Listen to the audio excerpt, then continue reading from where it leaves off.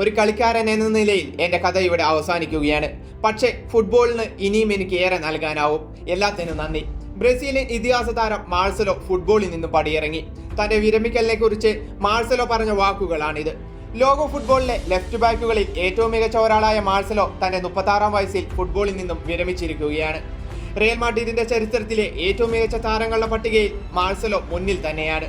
18-ാം വയസ്സിൽ റയലിലെത്തിയ മാർസലോ പിന്നീട് 1.5 പതിറ്റാണ്ടുകാലം റയലിന്റെ വിശ്വസ്ത കളിക്കാരനായിരുന്നു. ഈ കാലഘട്ടത്തിൽ റയലിനായി 5 ചാമ്പ്യൻസ് ലീഗും 6 ലാ ലീഗയും അടക്കം 25 കിരീടങ്ങളിൽ പങ്കാളിയായി. 58 മത്സരങ്ങളിൽ ബ്രസീലിയൻ കുപ്പായം അണിഞ്ഞ താരം 2013-ൽ കോൺഫെഡറേഷൻ കപ്പിൽ ബ്രസീൽ കിരീടമണിയുമ്പോൾ മാർസലോയും ബ്രസീലിനൊപ്പം ഉണ്ടായിരുന്നു. 2022-ൽ റയൽ വിട്ട താരം ഒളിമ്പിയാക്കോസിനായും പിന്നീട് തന്റെ ബാല്യകാല ക്ലബായ ഫ്ലുമിനൻസിനുമായും ബോട്ടുകെട്ടി. എന്നാൽ ഫ്ലുമിനൻസ് കോച്ചുമായുള്ള ചില പ്രശ്നങ്ങളെ തുടർന്ന് മാർസലോയും ക്ലബും പരസ്പര ധാരണയോടെ പിരിഞ്ഞിരുന്നു. അതിനുശേഷമാണ് മാർസലോയുടെ വിരമിക്കൽ. റയൽ മാഡ്രിഡിൽ ക്രിസ്ത്യാനോയ്ക്കൊപ്പം നടത്തിയ മുന്നേറ്റങ്ങളും ഗോളുകളും അടക്കം ഫുട്ബോളിൽ സുന്ദരമായ നിമിഷങ്ങൾ സമ്മാനിച്ചുകൊണ്ടാണ് മാർസലോ പടിയിറങ്ങുന്നത്.